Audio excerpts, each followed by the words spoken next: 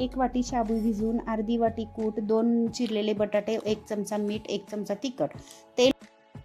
तेल गरम करून त्यात चिरलेला बटाटा धुवून टाकावा. 2 मिनिटं त्याला वाफवून घ्यावा. त्यात भिजलेल्या शाबूमध्ये 1 चमचा तिखट, 1 चमचा मीठ व अर्धी वाटी कूट टाकून हलवून घ्यावे.